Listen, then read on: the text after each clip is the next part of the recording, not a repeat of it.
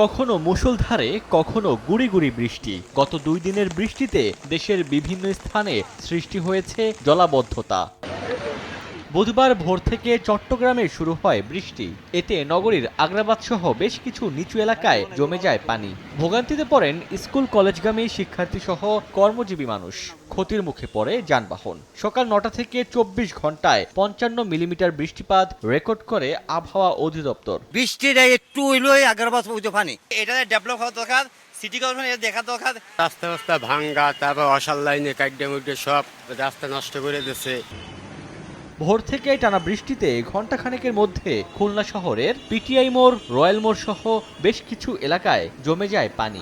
Drainage ব্যবস্থা উন্নয়ন না হওয়ায় ক্ষুব্ধ নগরবাসী। এখানে একটু বৃষ্টি উঠলেই পানিতে তলিয়ে যায়। পানির মধ্যে গাড়ি চালাতে গেলে আমাদেরও কষ্ট হয়। উবড়ি জুবড়ি খাইয়ে ভর্তি হয়, দেখা গেল একটা অ্যাক্সিডেন্ট হয়ে যায়। সামান্য বৃষ্টিতেই বেনাপোল স্থলবন্দরে হাঁটু জল। এতে পণ্য খালাসে বেগ পেতে হয় আমদানিকারকদের। এই পানি দেওয়ার তো লাইন নেই, তাই এই কারণে পানিটা ভিতরে জমে দিয়েছে। পণ্য খালাস করতে খুব কষ্ট হচ্ছে, অনেক কাজ বন্ধ পড়ে আছে। এদিকে আবহাওয়া অফিস বলছে মৌসুমী বায়ু সক্রিয় থাকায় সারা দেশে থেমে থেমে বৃষ্টি হচ্ছে। চট্টগ্রাম সহ পার্বত্য জেলায় ভারী বর্ষণে ভূমিধস ও বন্যার পূর্বাভাস দেওয়া হয়েছে।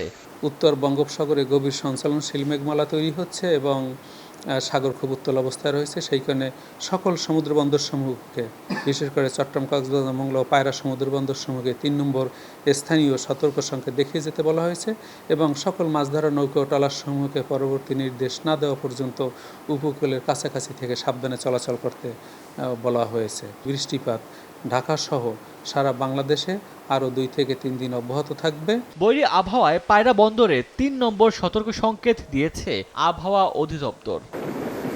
ওমর ফারুক, সময় সংবাদ।